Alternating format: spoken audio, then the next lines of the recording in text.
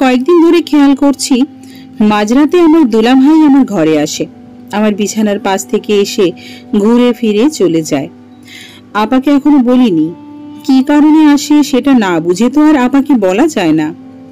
আজকে রাতে আমি বিষয়টা আরো ভালোভাবে বুঝে দেখব, এই চিন্তা মাথায় নিয়ে রাতে তাড়াতাড়ি খেয়েই আমি ঘুমোতে গেলাম। আপা জিজ্ঞাসা করলো যদিও কেন এত আগেই ঘুমোতে যাচ্ছি। আমি উত্তর দিলাম, মাথা ব্যথা করছে আমার, মাথা ব্যথার ওষুধ খেয়ে ঘুমিয়ে পড়ব। উত্তর দেওয়ার সময় আর চোখে খেয়াল করলাম দুলাভাই আমার দিকে তাকিয়ে আছে। আমি বুঝতে না দিয়ে আমার ঘরে চলে গেলাম। বিষয়টা কেমন জানি অস্বস্তিকর, আগে ক্লিয়ার করে বুঝে নিই, তারপর আপাকে বলবো। ঘরের লাইট বন্ধ করে মাথার পাশে টেবিল ল্যাম্প জ্বালিয়ে শুয়ে পড়লাম। ঘুম তো আসবে না, শুধু শুধু চোখ বন্ধ করে থাকা। কিছুক্ষণ পরে আপা আসলো ঘরে, এসে আমার মাথার কাছে বসে আমার মাথায় হাত বুলিয়ে দিচ্ছিল। আপার আদরটা খুব ভালো লাগছিল। আপা জিজ্ঞাসা করলো, মাথা ব্যথা কমেছে? আমি মুচকি হাসছিলাম, না, তুই হাত দেওয়াতে বেড়েছে। আপা মাথায় আলতো করে একটা টোকা দিয়ে বলল, যা মিচকে শয়তান একটা। আপার এই ভালোবাসার সময়টাতে চেহারা যেন ঠিক মায়ের মতো হয়ে যায়, কি যে শান্তি লাগে দেখলে। আমি আপাকে জিজ্ঞাসা করলাম, আপা তুই আমাকে খুব ভালোবাসিস তাই না? আপা হেসে উঠে উত্তর দিল, রাস্তা থেকে কুড়িয়ে পাওয়া মেয়েকে আমার কেউ ভালোবাসে নাকি? দুজন মিলে খুব হেসে উঠলাম। তারপর আপা কাঁথাটা মেলে আমার গায়ে জড়িয়ে দিয়ে টেবিল ল্যাম্পটাও বন্ধ করে দিয়ে আমার গায়ে কয়েকটা আস্তে থাবা দিয়ে ঘুমিয়ে যেতে বলল। আমিও মাথা নেড়ে গুড নাইট জানালাম আপাকে। সব ঘরের লাইট বন্ধ করে আবারও বোধহয় শুয়ে পড়েছে। আমার একটু একটু ভয় করছে, কেমন যেন বিরক্তিও লাগছে। এইভাবেই রাত 1টা বেজে গেল। ঘড়ির কাঁটা টিক টিক করতে করতে রাত আরো গভীর হচ্ছে। আমি চোখ বন্ধ করে শুয়ে আছি। ঠিক সেই সময়ে আমার ঘরে দুলা ভাইয়ের উপস্থিতি টের পেলাম। যদিও খুব নিঃশব্দে এসেছে সে, আমি চোখ বন্ধ করে পড়ে থাকলাম বিছানায়। আস্তে আস্তে মনে হলো দুলা ভাই আমার পাশে এসে দাঁড়িয়েছে, কারণ দুলা ভাইয়ের ট্রাউজার আমার এক আঙুলের কোনায় বাঁধছিল। তবু আমি স্থির হয়ে আছি। এরপর দুলা ভাই তার একটা হাত দিয়ে আমার মুখের সামনে ধরে খেয়াল করতে লাগলো আমি ঘুমোচ্ছি কিনা। ঘুমের ভান করেই থাকলাম। তারপর হঠাৎ দুলা ভাই আমার ঘাড় বরাবর হাত দিল, আমার সারা শরীরে কাঁটা দিয়ে উঠল।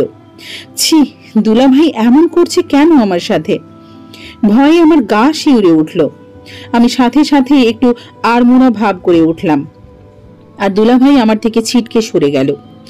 ঘুমের ঘরে থাকার মতন গলা করে আমি আস্তে আস্তে বলে উঠলাম, পানির পিপাসা লেগেছে খুব। এই কথা শোনার সাথে সাথেই দুলা ভাই জলদি করে বোধহয় চলে গেল। আমিও তাড়াহুড়ো করে উঠে গিয়ে ডাইনিং এর লাইট দিলাম। দেখি দুলা ভাইও দাঁড়িয়ে পানি খাচ্ছে। খুব রাগ হচ্ছিল ওনার চেহারা দেখে, তবু কিছু বুঝতে দেওয়া যাবে না এই কারণটা।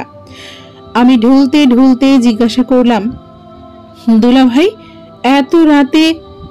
দুলা ভাই উত্তর দিল, তোমার আপা পানি নিয়ে যেতে ভুলে গেছে, তাই আমি পানি খেতে আসলাম। মিথ্যুক মনে মনে ধিক্কার দিলাম তাকে। আমার মতো আমি পানি খেয়ে নিজের ঘরে এসে টেবিল ল্যাম্প জ্বালিয়ে দিলাম। খুব খারাপ লাগছে আমার, মনে হচ্ছে যেন নিজের ভেতরেই মিশে যাচ্ছি লজ্জায়। দুলা ভাই সুবিধার মানুষ না। আবার চেহারা মনে হতেই হাউমাউ করে কেঁদে উঠলাম। কোনোভাবে রাতটা পার করলাম, জেগেই ছিলাম। কখনো কেঁদে, কখনো ঘরের মধ্যে পায়চারি করে, এইভাবেই কাটলো রাত। সকাল 7টা বাজলে দুলাভাই অফিসে চলে যায়।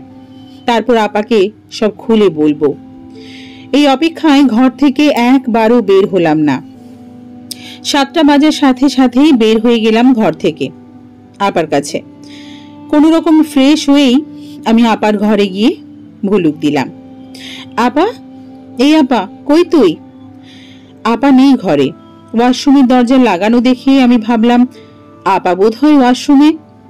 এমন সময় আপা ঘরের বাইরে থেকে উত্তর দিল, আমি রান্নাঘরে তো, এদিকে আয়।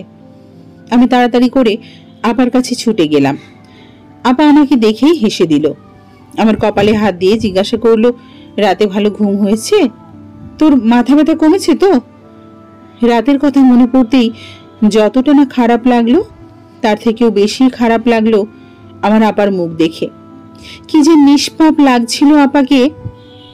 আমার আপার মতো মানুষের কপালে এমন একটা মানুষ পড়েছে ভেবেই আমার অনেক খারাপ লেগে উঠল। আমার চোখে পানি চলে এসেছে। আপার দিকে তাকিয়ে আমি মনের অজান্তেই কেঁদে উঠলাম। আপা সাথে সাথে হাতের কাজ ফেলে আমাকে জড়িয়ে ধরলো। কি হয়েছে মনি, চোখে পানি কেন তোর? আমিও আপার কোলের মধ্যে মাথা রেখে হাউমাউ করে কেঁদে উঠলাম। সব বলতে ইচ্ছে করছে আমার, কিন্তু কি করে যে আমি বলি। ফোপাতে ফোপাতে শুধু বললাম, তোর মুখটা দেখে মায়ের কথা মনে পড়ছে। আপা হেসে উঠল। আমিও তো আরেকটা মা রে, ভাগলি, বলেই আমাকে বুকের সাথে চেপে ধরল। আমি আস্তে আস্তে শান্ত হয়ে গেলাম। তারপর নিজেকে একটু শক্ত করে মাথাটা উঁচু করে আপাকে বললাম, আপা, তোর সাথে আমার খুব জরুরি একটা কথা আছে। আপা মুচকি হেসে উঠে বলল, আচ্ছা ঠিক আছে, আগে তো দুলাভাই অফিসে যাক, তারপর দুই বোন মিলে জমিয়ে গল্প করব। আমি ভুরু কোচকালাম। দুলাভাই এখন অফিসে যায়নি? আপা বলল, না, তার নাকি রাতে ঘুম হয়নি ভালো, তাই অফিসে লেট করে যাচ্ছে। ঘুমোচ্ছিল এতক্ষণ, গোসলে ঢুকেছে। তার মানে আমাকে আর একটু অপেক্ষা করতে হবে। মনে মনে ভাবলাম দুলাভাইয়ের সামনে আমি পড়তে চাই না, তাই আস্তে আস্তে আবার কোল থেকে উঠে দাঁড়িয়ে আমি বললাম, ঠিক আছে, তাহলে আমি আমার ঘরে গেলাম। আপা বলল, ঠিক আছে, কিছু খেয়ে নে আগে, আর যাওয়ার সময় সোফার উপর থেকে মোবাইলটা নিয়ে গিয়ে চার্জে দিস তো মনি। আমি তাই করতে গেলাম আপার ঘরে। গিয়ে দেখি টেবিলের উপর দুলাভাইয়ের ফোন বারবার বেজেই যাচ্ছে। আমি উকি দিয়ে দেখলাম একটা নাম্বার থেকে বারবার কল আসছে। কলটার উপর আমার খুব সন্দেহ এখন। ফোনটা হাতে নিতেই একটা টেক্সট এলো, কখন থেকে অনলাইনে বসে আছি, আসো না কেন জান। সাথে সাথে আরও একটা টেক্সট, কাল রাতে ফোন দাওনি কেন। তারপর আরও একটা টেক্সট, আজকে একটু সময় বেশি করে আসবে। টেক্সটগুলো যেই নাম্বার থেকে কল এসেছিল ঠিক সেই নাম্বার থেকেই। আমার বুকের ভেতরটা ধক করে উঠছে বারবার। দুলাভাইয়ের ফোনে কে এমন মেসেজ পাঠালো? কেন পাঠালো? কি সম্পর্ক আমার দুলাভাইয়ের সাথে তার? কি যে অসহ্য লাগছিল চিন্তাগুলো, মনে হচ্ছিল পায়ের নিচে মাটি সরে যাচ্ছে। আপার কথা মনে করে বারবার কান্না চলে আসছে। লোকটা আমার আপাকে কি অবলীলায় না ধোকা দিয়ে যাচ্ছে দিনের পর দিন। আমি ফোনটা রেখেই আমার ঘরে চলে গেলাম ছুটে। বালিশে মুখ গুজে কান্না করলাম অনেকক্ষণ। কাঁদতে কাঁদতে কখন যেন ঘুমিয়ে গেলাম। দুপুরে আপার ডাকে ঘুম ভাঙল। দুলাভাই অফিসে গেছে। মনের মধ্যে খারাপ লাগা নিয়েই গোসল খাওয়া শেষ করলাম একে একে। আপা বোধহয় ভুলে গেছে আমার কথা বলার বিষয়টা। সব কাজ শেষ করে আপার ঘরে গিয়ে বসলাম। আপা শুয়েই ছিল। আমি যাওয়াতে উঠে বসলো। কিভাবে কথা শুরু করি এই ভাবতে ভাবতেই আমি হুট করে বলা শুরু করলাম, আপা, একটা সত্যি কথা বলবি? বল। দুলাভাই তোকে কেমন ভালোবাসে? যেমন ভালোবাসার তেমন বাসে। কেন রে হঠাৎ এই প্রশ্ন? এমনি। কিছুক্ষণ চুপ করে থেকে, আচ্ছা আপা, তুই দুলাভাইকে কতটা বিশ্বাস করিস? যতটা করতে হয়। কেন রে? এমনি। তারপর আর কোনো কিছু না ভেবেই আমি সরাসরি আপাকে বলতে লাগলাম, আপা, আমার মনে হয় দুলাভাই তোকে ঠকাচ্ছে। আজ সকালে আমি দুলাভাইয়ের ফোনে একটা নাম্বার থেকে একটার পর একটা প্রেমের টেক্সট দেখেছি, একগাদা কল আসতে দেখেছি।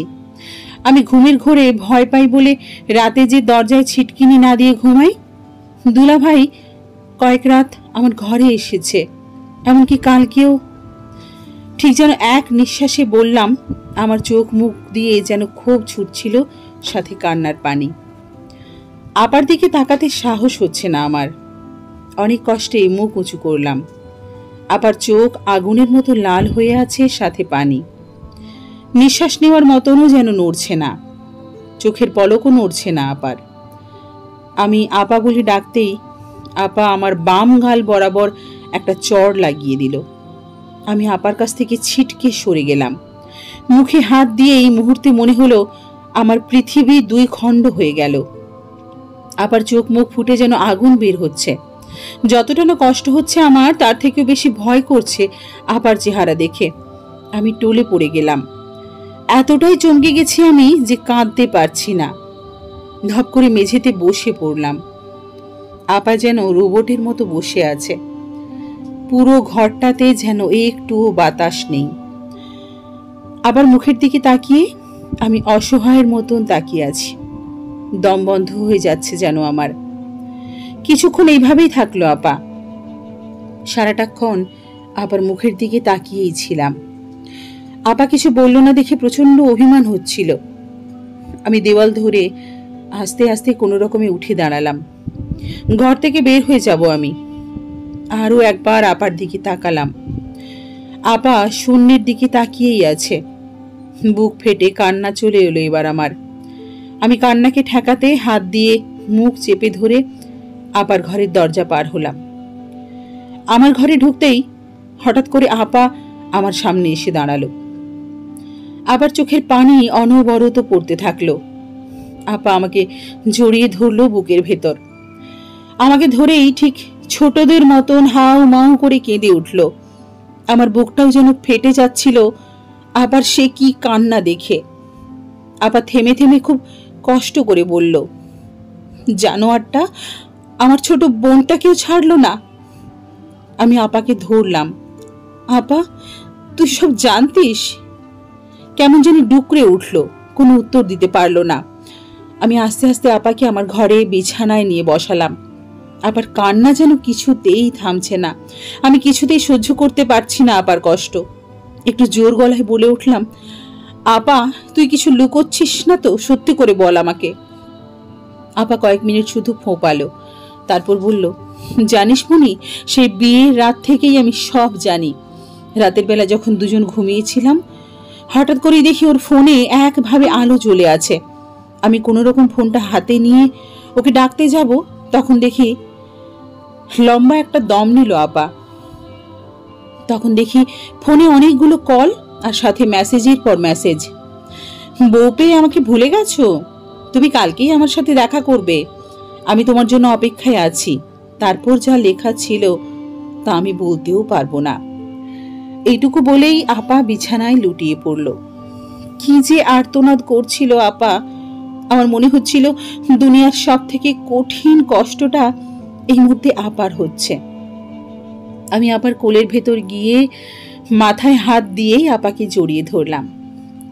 হাউমাউ করে কি যে কান্না করলাম দুই বোন। আমাদের মা মারা যাওয়ার সময় এইভাবেই কেঁদেছিলাম দুই বোন মিলে। কিছুতেই দুজনের কান্না থামছে না। আপা তখন হুট করেই উঠে বসে আমাকে ওর জামার পেছনের চেন খুলে পিঠের কালশিটে মারের দাগ দেখালো। দেখ, সে তার আগের প্রেমিকাকে ভালোবাসা বিলিয়ে দেয় আর আমাকে এইগুলো দেয়। আপার এই অবস্থা দেখেই আমার পুরো শরীর শিউরে উঠল। আমি চিৎকার দিয়ে উঠলাম, আমার আপা কিভাবে এত কষ্ট সহ্য করছে মুখ বুঝে?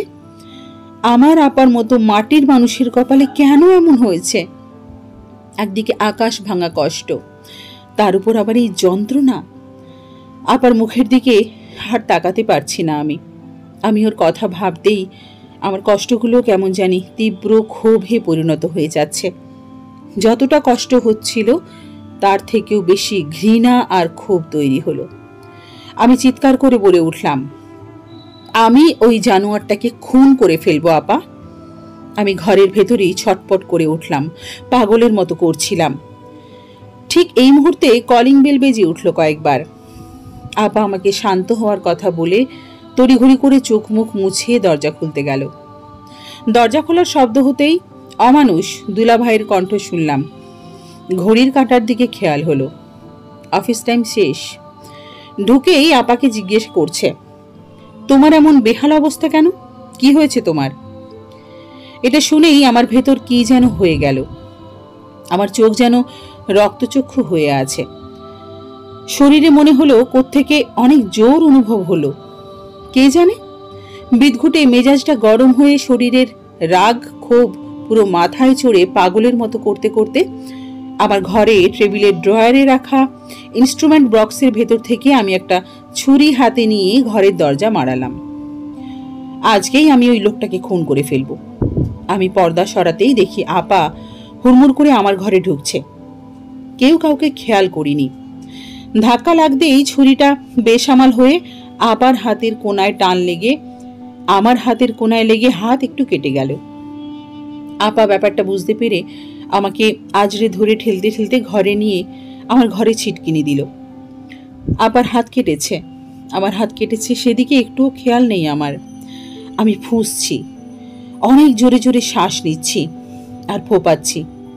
আপা, আপা তুই আমাকে ছেড়ে দে, আমি ওই অমানুষটাকে খুন করে ফেলবো, তুই সরে যা। আপা আমাকে থামানোর চেষ্টা করছে।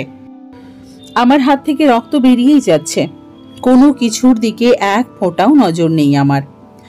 আমার মাথায় খুন চেপে আছে, চোখের পলকে যেন আমার আপার গায়ের কালচে দাগটাই ভাসছে। কত কষ্টটাই না করে আমার আপা, সব লুকিয়েছে এসব মনে করে আমার রাগ কিছুতেই মাথা থেকে নামছে না। আপা কি জানি বলছিল আমাকে, আমার মাথাতেই ঢুকছে না। আমি আপার হাতের ভেতর থেকে আমাকে ছুটিয়েই মেঝেতে পড়ে যাওয়া চাকু নিয়ে উঠে গেলাম। আপা কোনো রকমে আমাকে পেছন থেকে জড়িয়ে ধরে, মনি তুই আমার কথা শোন, পাগলামি ছাড় বলেই ডুকরে কেঁদে উঠল। আপার কান্নার আওয়াজ আমাকে কাতর করে দিল। আমি আপাকে জড়িয়ে ধরে কেঁদে উঠলাম।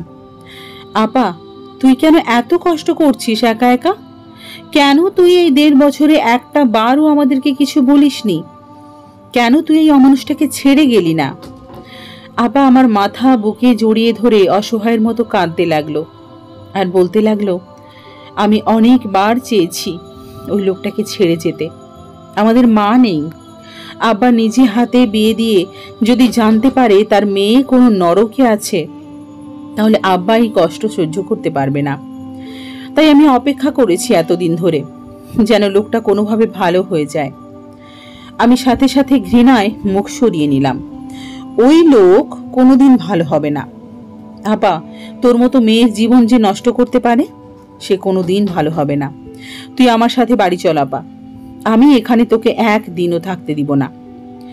আপা নিঃশ্বাস ছাড়লো অনেক বড় করে, তারপর একদিকে তাকিয়ে বলতে থাকলো, জানিস যে মানুষটার হাত ধরে এই ঘরে আসলাম সুখের সংসার করব বলে, সেই মানুষটা যখন অন্যের কাছ থেকে এসে আমার গায়ে হাত তোলে, তখন মনে হয় ঘুমন্ত মানুষটাকে যদি গলা টিপে মেরে ফেলে নিজে মরে যেতাম তাহলে বোধহয় শান্তি পেতাম। জানিস মনি, কয়েকদিন মাঝরাতে আমার এমনই মনে হতো, সাথে সাথেই তোর আর আব্বার চেহারা মনে পড়তো। তখন নিজেকে সামলে নিতাম, আমাকে তোদের জন্য বাঁচতে হবে। আমি আপার দিকে তাকিয়ে কান্না অবস্থায় কপালে একটা চুমু দিলাম আর বললাম, আপারে অনেক কষ্ট করেছিস তুই, আমার আর আব্বার দোহাই লাগে, হয় তুই আমার সাথে কালী বাড়ি যাবি, না হয় আমি কিছু একটা করে ফেলবো। আপা সাথে সাথে আমার মুখে হাত দিয়ে বাকি কথা ঠেকালো আর আমার একটা হাত টেনে ওর মাথায় দিয়ে আমাকে দিব্যি দেওয়ালো। আমার দিব্যি থাকলো তোর, যাই হয়ে যাক তুই এমন কিচ্ছু করবি না। আমি মেনে নিলাম আপার দিব্যি। আপাকে বললাম, তুই তাহলে কালই এই বাড়ি ছেড়ে আমার সাথে চলে যাবি, আমরা তোকে আগলে রাখবো আপা, তুই দেখিস। বলেই আমি আপার পা জড়িয়ে ধরলাম। আপা কেমন জানি নেতিয়ে গেল, কিছুক্ষণ কাঁদলো, তারপর আমার মাথায় হাত দিয়ে বলল, যে ভুল লোকটা আমার সাথে করেছে তার কোনো শাস্তি হয়তো দুনিয়াতে নেই। আমি চলে যাব কাল সকালেই তোর হাত ধরে, খুব ভোর থাকতে দুই বোন বের হয়ে যাব, আর কোনোদিন ফিরেও তাকাবো না এদিকে। আপার খুব কষ্ট হচ্ছিল, আমি বুঝতে পারছিলাম। আপাকে শক্ত করে জড়িয়ে ধরে রেখেছিলাম। আপা একটা ছোট্ট বাচ্চার মতো ফুপিয়ে ফুপিয়ে কাঁদছিল। আস্তে আস্তে আপার গলার আওয়াজ কমে আসছিল যেন। আমাদের দরজায় কড়া নড়ল, অমানুষটা ছাড়া আবার কে? আপা আমাকে ঠেকালো, দরজা খুলতে হবে না। আমিও চুপ করে বসে থাকলাম আপার কাছেই। কয়েকবার জোরে ধাক্কালো দরজাটা। আপা নিশ্চুপ হয়েই থাকলো। একসময় দরজার জোরে জোরে ধাক্কানো দেখে আপা নিজেই উঠতে গেল। আমি আপাকে ধরে আস্তে আস্তে তুলে ধরলাম। আপা খুব দুর্বল হয়ে গেছে, বুঝতে পারছিলাম।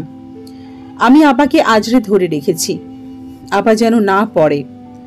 দরজা খুলতেই দেখি অমানুষটা রোবটের মতো দাঁড়িয়ে আছে, চোখে মুখে বিস্ময় আর কিসের যেন একটা অজানা ভয়ের চেহারা। এমনকি চেহারার রং বদলে গেছে, মুখটা কেমন জানি কালচে দেখা যাচ্ছে। আমি পাত্তা দিলাম না, মুখ ফিরিয়ে দাঁড়িয়ে থাকলাম। কাপা স্বরে আপাকে জিজ্ঞেস করলো, কি হয়েছে তোমাদের? আমাকে কিছু তো বলো। আপা আস্তে আস্তে বলে উঠল, দুই বোন মিলে ঝগড়া করেছি, আমাদের নিয়ে তোমাকে ভাবতে হবে না। মানুষটা হাত এগিয়ে আপাকে ধরতে গেল। মনে হচ্ছে তোমার শরীরটা ভালো নেই, তুমি ঘরে চলো। আপা আস্তে আস্তে এগিয়ে গেল, কিন্তু হাত বাড়িয়ে লোকটাকে ধরল না। লোকটা আমার দিকে হতভম্ব হয়ে একবার তাকালো। আমি চোখ সরিয়ে নিলাম সাথে সাথে। আপার পেছন পেছন হাঁটছি। আপা যেভাবে টলছে যেন পড়ে না যায়। কয়েক পা এগিয়েই আপা থেমে গেল দেওয়াল ধরে। কেমন জানি হাঁপাতে হাঁপাতে আপা বলে উঠল, মনি, আমার শরীরটা খুব খারাপ লাগছে রে। আমি সাথে সাথে আপাকে ধরলাম। লোকটাও ছুটে এসে আরেক পাশে ধরল। আপার অবস্থা দেখে প্রচন্ড ঘাবড়ে উঠলাম। আপার চোখ কেমন জানি উল্টে যাচ্ছিল। আমি ভয়েই কান্না করে দিলাম, এই আপা, আপা চোখ মেলে দেখ। মানুষটাও চেঁচিয়ে উঠল, তুমি এমন করছো কেন? আপা চোখে মুখ নাড়াতে পারছে না, ঢলে পড়ে যেতে গেল। লোকটা সাথে সাথেই আপাকে আর কোলা করে বিছানায় নিয়ে গেল।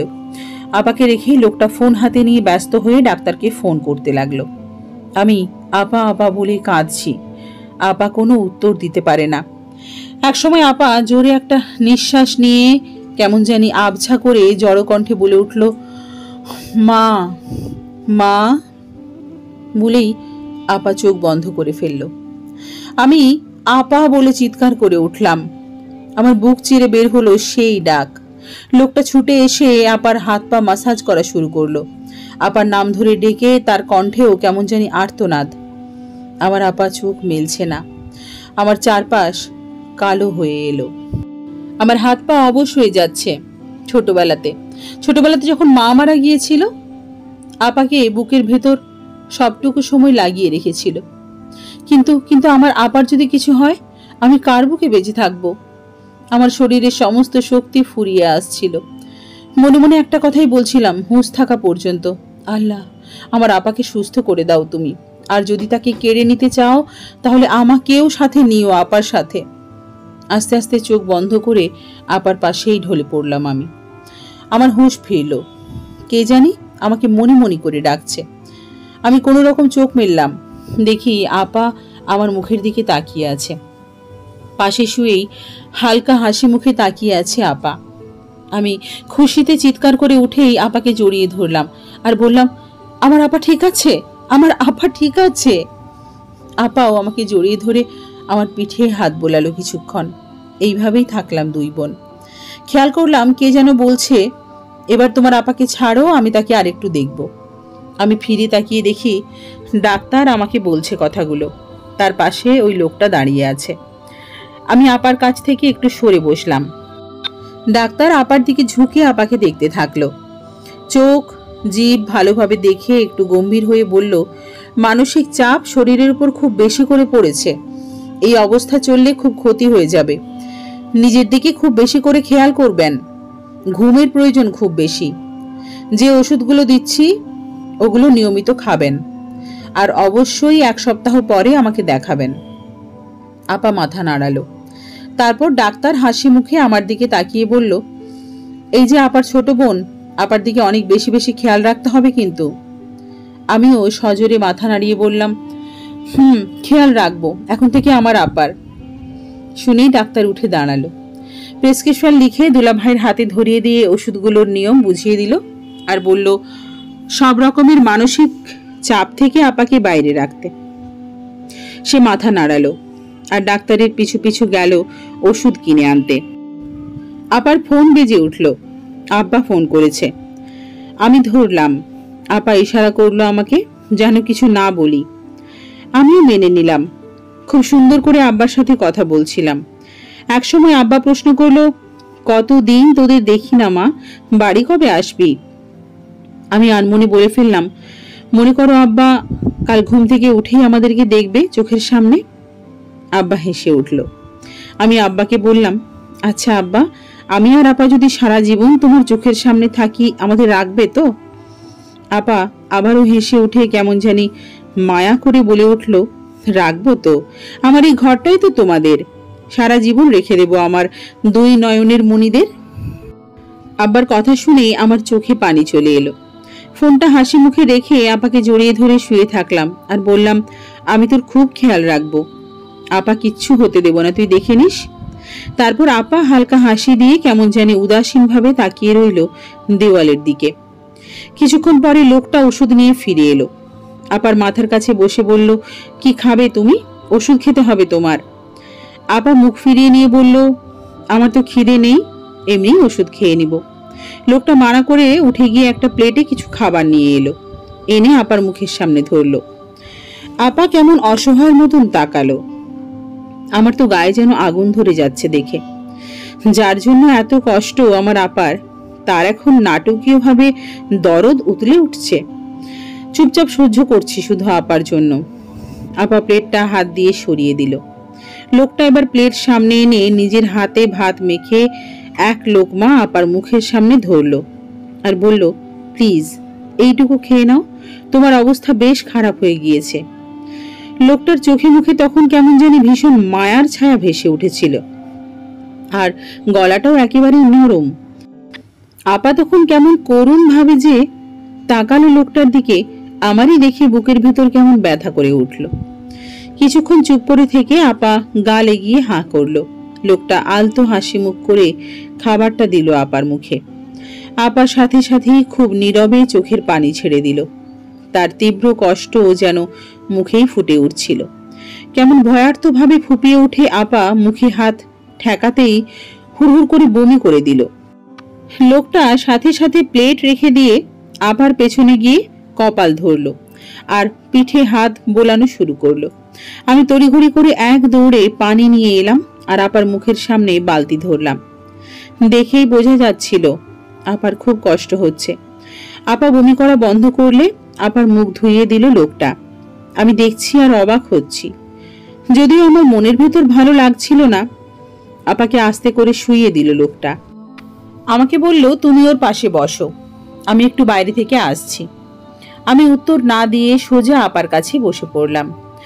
লোকটা বাইরে যাওয়ার আগে তেল পানি এনে দিল আপার মাথায় দেওয়ার জন্য। আমি হাত থেকে নিয়ে আপার মাথায় দিয়ে দিলাম। আপা এক পাশে ফিরে শুয়ে থাকলো। এতক্ষণে আপা লোকটার দিকে একবারও তাকালো না। লোকটা আস্তে আস্তে বাইরে চলে গেল। আমি আপার মাথায় হাত বোলাচ্ছি আর প্রশ্ন করছি, আপা তোর ভালো লাগছে এখন একটু?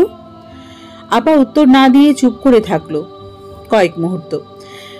তারপর খুব দুর্বল স্বরে বলে উঠল, মনি, তুই আমাকে এখনই বাড়িতে নিয়ে যেতে পারবি? আমি একটু অবাক হয়েই রাজি হয়ে গেলাম। হ্যাঁ আপা, পারবো, কিন্তু তোর এই শরীরে এতটা কষ্ট নেওয়াটা ঠিক হবে না আপা। তুই আগে একটু সুস্থ হ, তারপর আমরা এখান থেকে চলে যাব। আপা একটু অভিমান কণ্ঠেই বলে উঠল, আমি পারবো, কষ্ট হবে না, এখানে আমার দম বন্ধ হয়ে আসছে। আবার কথাটা শুনে আমার বুকের ভেতর খচখচ করতে লাগলো। কত কষ্টই না হচ্ছে আমার আপার। আপা আমাকে জলদি করতে বলল। আমি আর কথা না বাড়িয়ে আপার ফোন থেকে আপাদের পরিচিত এক ড্রাইভারকে কল করলাম। ওনাকে জলদি করে আসতে বললাম। তারপর আমি আপার পাশে বসে মাথায় হাত বুলিয়ে দিচ্ছি আর আপার কষ্টটাকে বোঝার চেষ্টা করছি। আপাকে জিজ্ঞেস করলাম আস্তে করে, তোর আবার বমি হবে না তো আপা? এক ফোঁটাও শক্তি নেই তোর এখন গায়ে। রাস্তায় বমি শুরু হলে তোকে নিয়ে কি করব বলতো? আপা হু হু করে কেঁদে উঠল। আমি তখন খেতে চাইনি রে একদম, কিন্তু লোকটার শেষ স্পর্শটুকু পেতে চেয়েছিলাম, তাই আমি বেশি না করতে পারিনি। আমি আপার দিকে তাকিয়ে হাঁ হয়ে গেলাম। এত কষ্ট, এত যন্ত্রণা এই নরকের ভেতর ভোগ করেও আপা কিনা একটু ভালোবাসার কাছে কাতর ছিল। অথচ মানুষটা আপাকে বুঝলই না। আমার যদি ক্ষমতা থাকতো তাহলে অমানুষটাকে পৃথিবীর সব থেকে বড় শাস্তিটাই দিতাম। আপার মনোযোগ সরাতে জিজ্ঞাসা করলাম, আপা তোর ব্যাগ গোছাতে হবে না? তুই আমাকে বলে দে, আমি গুছিয়ে নিচ্ছি। আবার মুখ ফিরিয়ে দিয়ে বলল, শুনেছিলাম মেয়েরা স্বামীর বাড়িতে আসে একেবারে মৃত্যুর পরে ফিরে যায়। আমিও যেহেতু চলে যাচ্ছি, মৃত মানুষের মতো খালি হাতেই চলে যাব এই ঘর থেকে। আমার পুরো শরীর শিউরে উঠল। আপার মুখের দিকে তাকিয়ে ফর্সা মুখটা বোধহয় আকাশ ছোঁয়া যন্ত্রণায় নীল হয়ে গেছে। আপা স্তব্ধ হয়ে বসে আছে। আমিও নির্বাক হয়ে আপাকে দেখছি। হঠাৎ লোকটা নিঃশ্বাস না নেওয়া দম ভরে ছুটতে ছুটতে এসে আপার কাছে জিজ্ঞাসা করলো, নীলা তুমি নাকি বাড়ি ছাড়ছো এখনই? ড্রাইভার ফোন করেছিল। তোমার মাথা ঠিক আছে? এই শরীরে কিভাবে বের হবে তুমি? একটু সুস্থ হও তুমি, আমি নিজে গিয়ে তোমাকে দিয়ে আসবো। আপা একটু চুপ থাকার পর বলল, আমার এই শরীরে বাবার কাছে থাকতে ইচ্ছে করছে, আমাকে বাধা দিও না, নয়তো আমাকে ঠেকানো যাবে না। লোকটা মুখটা কেমন অসহায়ের মতো নত করে সরে গেল একটু আপার থেকে। একবার আমার দিকে তাকিয়ে তারপর আপার মুখের দিকে চেয়ে থাকলো। আপা অন্যদিকেই তাকিয়ে আছে। লোকটার মুখ দেখেই মনে হচ্ছিল সে সব বুঝতে পারছে, তার বলার কিছুই নেই। আমি আমার ঘরে গিয়ে ব্যাগ গুছিয়ে নিলাম খুব তাড়াহুড়ো করে। তারপর আপাকে ওঠালাম। ধীরে ধীরে লোকটা বোবার মতো তাকিয়ে আছে, তার যেন কিছুই করার নেই। আপা একসময় একটু টলে পড়তে গেল। লোকটা জলদি করে হাত এগিয়ে দিল ধরার জন্য। আপা ধরতে দিল না, একাই আমাকে ধরে দাঁড়িয়ে গেল। লোকটা কি যে বড় একটা দীর্ঘশ্বাস ছাড়লো আর বলল, আমি তোমাকে এত খারাপ অবস্থায় দেখবো কখনো ভাবিনি। আপা উত্তর দিল, আমার অবস্থা এমন হয়ে যাবে আমিও কখনো ভাবিনি। আমি নীরব দর্শকের মতো তাকিয়ে দেখছিলাম। গাড়ির হর্ন বেজে উঠল। এটা শুনেই আমার আপা কেমন যেন চমকে উঠল। আর লোকটা মাথাটা একেবারে নুইয়ে দিয়ে আপাকে বলল, আমার ভুলের শাস্তি তুমি নিজেকে দিও না, ভুল থেকে বেরিয়ে আসতে চাই। তুমি কি আমাকে সুযোগ দেবে একবার? কথাটা শুনেই আপা কেমন জানি পাথরের মতো শক্ত হয়ে দাঁড়িয়ে থাকলো, কিছু বলছে না। লোকটা কেমন একটা আর্তনাদ করে উঠল, প্লিজ নীলা কিছু বলো, তুমি এভাবে শাস্তি দিও না আমাকে, আমি ক্ষমা পেতে চাই। আপা আমার হাত কেমন যেন শক্ত করে ধরে হাঁটা শুরু করলো। একটু একটু করে মেইন দরজার কাছ পর্যন্ত গিয়ে একটু থেমে গেল। লোকটা পেছন পেছন ছুটে এলো কাতর হয়ে, বলল, দোহাই লাগে কিছু বলে যাও আমাকে। আপা ঘুরে তাকালো না, মুখটা হালকা সাইড করে নিয়ে বলল, আমি তোমাকে নীরবে 1000 বার সুযোগ দিয়েছি ভুল শোধরানোর। আমি চলে যাচ্ছি, এখন থেকে তোমাকে লুকিয়ে ভুল করতে হবে না, আর ক্ষমার সুযোগটা তোমাকে দেওয়া হবে না। তারপর আপা অনেক বড় করে দম নিয়ে পেটে আলতো করে হাত দিয়ে বলল, তোমার ভুলের শাস্তি এটাই, তুমি তোমার সন্তানকে তোমার পরিচয় নিজে শেখাতে পারবে না। এই কথা শুনেই আমি এতটা চমকে উঠলাম যে আমি কেমন যেন কেঁদে উঠলাম। হাঁ করে আপার দিকে তাকিয়ে দেখি আপা যেন একটা রোবটের মতো দাঁড়িয়ে আছে। আমি আপাকে কিছু জিজ্ঞাসা করার আগেই আপা অতটা দুর্বলতা নিয়েও আমার হাত হ্যাঁচকা টান দিয়ে হাঁটা শুরু করলো। আমি যতটা অবাক হয়েছিলাম তার থেকেও বড় শখ যেন লোকটা পেয়েছিল। পেছন থেকে লোকটার আর্তনাদ শোনা গেল। আমি পেছন ফিরে তাকিয়ে দেখি লোকটা মেঝেতে আছড়ে কাঁদছে। আপার কান পর্যন্ত শব্দ আসছিল, কিন্তু একটাবার ভুল করেও আপা ফিরে তাকালো না লোকটার জন্য। আমার একটু মায়া হলো। কে বলেছে কারো ভুলের শাস্তি দুনিয়াতে নেই? আমার তো মনে হলো এর থেকে বড় শাস্তি আর কিছুই নেই।